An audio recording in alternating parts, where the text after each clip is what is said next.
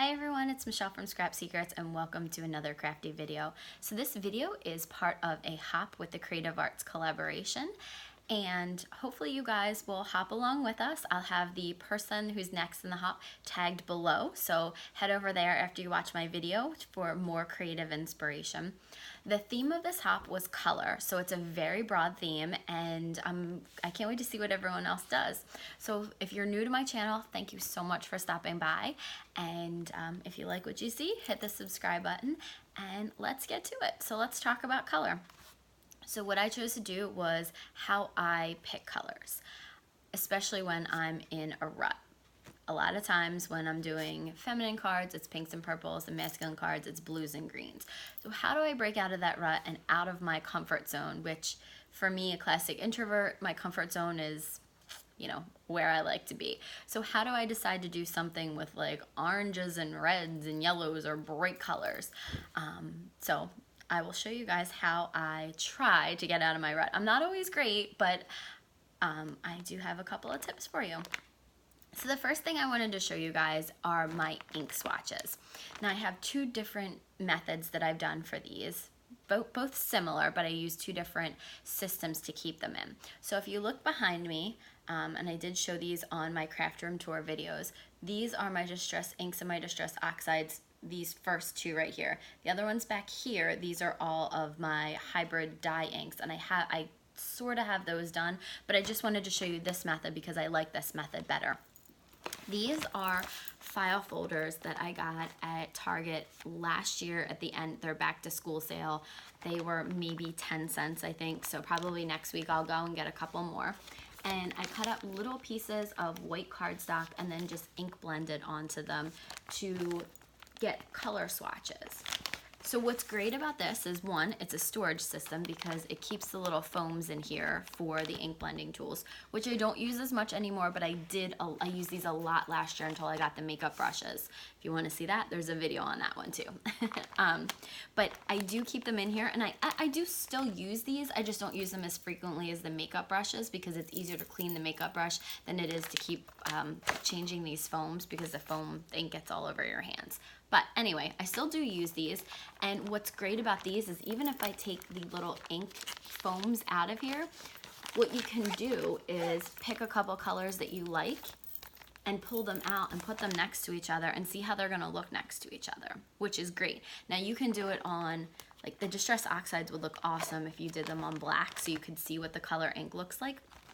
I might do something like that. I might do another folder for that just so that I can have swatches so that I can kind of pick colors that are out of my comfort zone. So I do have two different file folders. So this one is the one that's right here, the teal one, and then the pink one is the one that's right here. So those are great ways using the swatches to just pick out a couple of colors and see if you like them together before you go ahead and start your project and then you realize those cards, the colors clash, or you don't really like the way that they look together. So that's a great way to come out of your comfort zone and pick them. A great idea for this would be just pull ones that you think would go together, put them in a box and pick 3 or 4 of them out and use those in your project and see how they come out. So you can do things like that. So these are a great source of inspiration, and I will tend to look at these when I need a different color combination other than, the two that I usually use. So the second thing that I do are color challenges. Now I know that there are many places that have color challenges. MFT has a new one every 2 weeks, I believe, and I love going over there because it's usually 4 different colors, and usually I stick to 2 and then maybe 2 shades of each color, but these sometimes are 4 random colors. And probably one of my favorite card making challenges that I did a sketch challenge, which I have to get back into, but I did sketch challenges where I made a card based on a sketch, and I used the color challenge, and it was a red, a navy, a gray, and white. And it were things that color combination that I probably never would have used, except for that was the challenge. So it's really interesting to look at the challenges and see what color combinations people who are craftier and far more artistic than myself put together and thought, okay, these go together, and how do you use them together? So It's always an interesting challenge. The great part about that is you don't have to have the exact colors that are on there. You may have them, but if you don't, just find the closest thing to it. You can substitute a color, and as always, you can use the neutral colors. So black, white, and I consider craft a neutral color, not brown, but just craft, I would say. So you can always substitute those in, or if you only have 3 of the 4 colors, use the 3 of the 4 colors. Just get yourself out of that comfort zone. Then the next thing I do are sketch challenges, like I talked about. So sketch challenges will often have, just the actual sketch. And then other people will have their, usually they'll have a designer that does a card for inspiration for everybody off there. But then everyone else posts their cards on there. So what's great about that is you can see what other people have done, again, for inspiration. And it's really, really neat to see what colors people use, because a lot of times like I said, I get stuck in my ruts and I do my normal color combinations. So I love to see what other people have done, and sometimes I'll think like, wow, I can't believe they colored that in yellow. That looks so great in yellow, and here's me. I was thinking like, what other color am I going to use besides pink today? So something like that can just really change your frame of reference and can make it interesting and maybe inspire you to change up your color choices just a little bit. So sketch challenges are another great way. So that was the 3rd way. The 4th way are paper packs and loose papers. So let me see here. I just pulled out 2 paper packs that are not my traditional. Now I know this is feminine, this is a baby one, and it has pink in it because of course most baby girl things have pink in it, but it has yellows and greens and browns and blues, and I love how they incorporated all of these colors together in here with these patterns. And something like this, what's the zigzag? I never ever would have thought about this for a baby girl, but you can see it totally works with the paper pack. So paper packs are an amazing way to kind of break out of your comfort zone, and even if you don't actually use the colors in it and just cut up the paper from the paper pack, it can transform your card, because it will give you, if that's the background for your card, it'll give you a different color palette to work with, and you may not be able to use your purples in there. You might use your pink, but you might not be able to use purple in there because it'll clash with the colors, but that's okay because you're out of your comfort zone. The second paper pack I wanted to show you are the photo reel paper packs, because these are amazing. The color combinations you get with this, like just look at this sunset here, or these flowers. Those are beautiful, and I know they're pink and purple, but look, there's some orange in there, and then you have the fall colors. So these are amazing because these are nature, and nature always gets it right.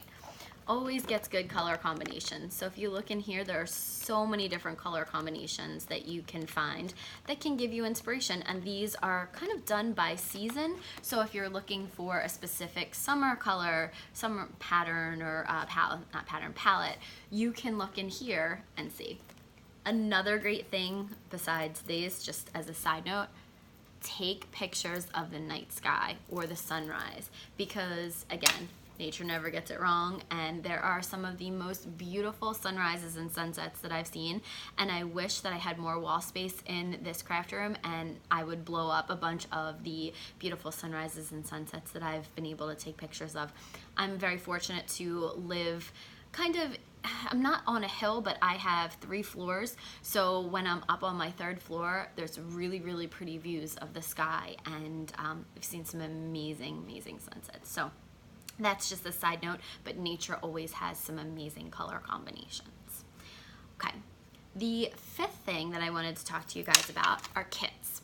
Now, I was not really big on kits before, and just kind of started them. I've done 2 of the Hero Arts monthly kits, and I've done a couple of the Kindred Stamps kits. And if you don't know what they are, Kindred Stamps it's like a pop culture stamp company, and you can find things from movies and TV shows and books and childhood favorite things and some theme park things. So can't say the names of any of the things, but if you head over and check them out, they have some really cute kits. Every month they have one, and it comes with accessories, as well as the Hero Arts my monthly kit. The last one was, it's like kind of a medieval theme, and I'll just show you the stamp set real quick. So here it is. But this isn't what I was using for my inspiration. Even though there are some really pretty color patterns on the back, there's some blues and oranges and greens and teals in here. Really, really pretty color combination. What I'm more talking about are these three colors that I would have never thought to put together. These are the Glimmer Metallic. I think these are paints. I can't remember because I'm so bad at this. I bought them and I was so excited to use them. Now I have to go back and watch the videos, but I believe they're paints. And look at how pretty this royal purple, this red, and gold are. Now this is definitely completely out of my comfort zone, a color combination that I would not use, but because it's in a kit together and I saw people use these and these colors, and I'm like, that looks so regal and so pretty. It's a color combination that I really want to try out. So I was definitely inspired by kits. So they are a great way to, to get inspiration, because they put in the kit products that go together. So you already have color combinations that go together. So if you're using your kit, you probably automatically have something that, might be out of your comfort zone. So try kits. The last thing I wanted to talk about was just kind of a little bit what I talked about earlier with the color swatches. Last thing that I do is a supply challenge. So you can put a bunch of things into a box. You can do them by, put a couple inks in there that all kind of match but are out of your comfort zone. Pull them out of the box, use those things, pull out stamps, use those, pull out any other supplies that you need, and you put them in a box and pull them out, and then just give yourself like 20-30 minutes and see what you can come up with. Because when you don't have time to sit there and think, it's amazing what you can accomplish.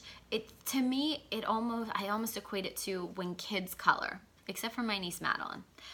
When kids color, they will color like a purple unicorn, but we'll sit there and say, you can't have a purple unicorn.